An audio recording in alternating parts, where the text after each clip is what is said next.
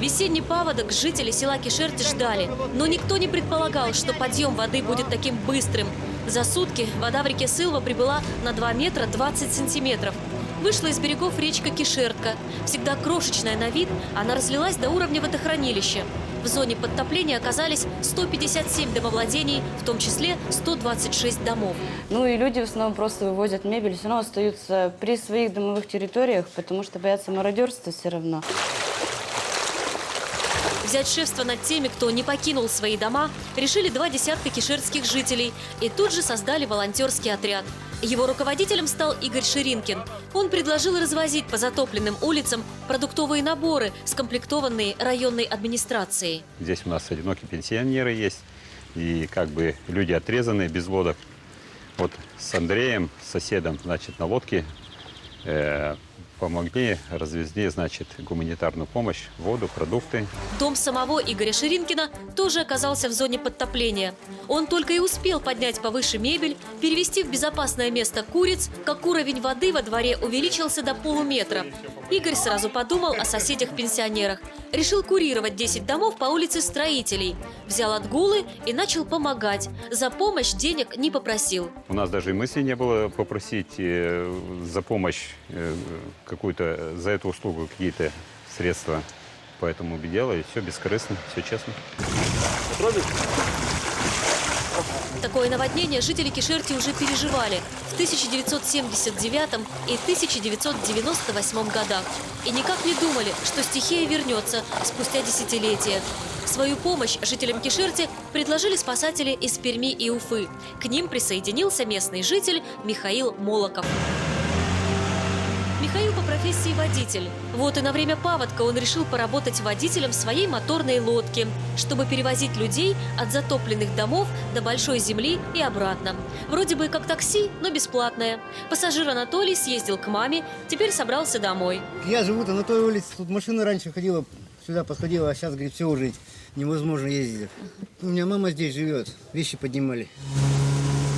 Михаил Молоков настолько скромный, что отказался говорить на тему своей бескорыстной помощи. А ведь работал с 6 утра до полуночи. Пока помогал, загорел, немного простудился, но ни разу не пожалел о волонтерстве. Люди отзываются о нем очень хорошо. Сегодня уже просили как-то его поблагодарить. Но я думаю, что они напишут в газету слова благодарности, они ему скажут. На протяжении 2 недель Кишерт жила в режиме чрезвычайной ситуации. Уровень воды на водомерном посту достиг отметки 530 сантиметров, тогда как критический уровень для населенного пункта 470 сантиметров. В зоне подтопления оставался не только районный центр Кишерти, но и село Посад и 2 деревни – Черки и Грибушино. Всего 417 человек, среди которых 72 ребенка и 39 инвалидов нуждались в помощи, в том числе психологической. Забыв на время наводнения о работе библиотекаря, Татьяна Рожкова решила стать психологом, чтобы найти для людей, пострадавших от стихии, нужные слова поддержки. Бывают одинокие старушки, одинокие пенсионеры. И поэтому вот я понимала, что моя помощь нужна была, и оказалась вовремя у них. Татьяна взяла под контроль деревню Грибушино, где люди остались как на острове, в окружении воды, да еще и без света.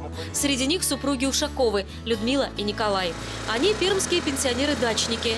Людмила прикована к инвалидной коляске. Добрый день. Мы вот к вам сегодня снова приехали в очередной раз и хотим узнать вообще, как вы тут у нас. Оторванные от мира, оторванные от большой земли. Татьяна каждый день навещала грибушинцев. Вместе со спасателями привозила продукты, воду, бензин для электрогенератора. С бензином в доме Ушаковых начиналась полноценная жизнь. Заряжались мобильные телефоны, в хлебопечке замешивалось тесто. И Людмила за чаем рассказывала Татьяне, как по молодости сплавлялись с мужем Николаем по рекам и покоряли горные хребты.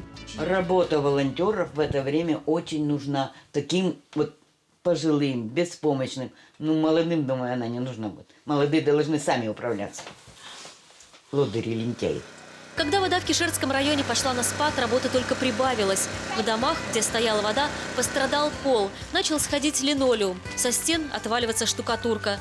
И тут пришел на помощь еще один волонтер – Сергей Зигинов, юрист по образованию. Добрый день. Что у вас, какое имущество было повреждено?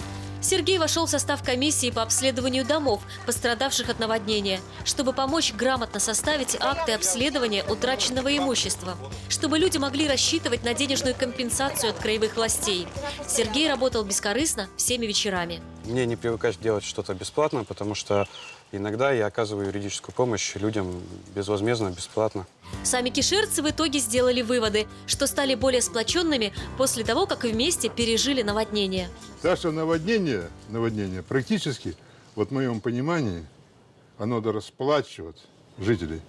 Вот у нас есть улица Победы, они до того сплотились выше меня, аж все переругались, но не сплотились.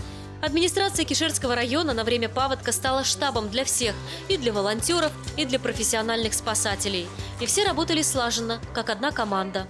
Все добровольцы, которые к нам обращались, мы объединяли в группы, конечно, вот с нашими спасателями, с МЧС. Волонтерская группа отработала на 5. Теперь можно и общественную организацию создавать. Даже название уже придумали «Большая земля». А лидером станет Игорь Ширинкин. Он говорит, всегда верил в односельчан. Чем лучше сельская местность, чем в городе, потому что там все знают друг друга, кто чем дышит, посидеть, можно поговорить. А в городе, я жил в городе, вот из города в 88 году уехал, и нисколько не жалею, что живу в сельской местности. Коллектив «Большой земли» после совместной серьезной работы решил дружить домами, продолжая помогать людям безвозмездно в свободное от работы время. Юлия Долгова, Михаил Овсейчук, студия ФМ Видео, специально для программы «Большая страна».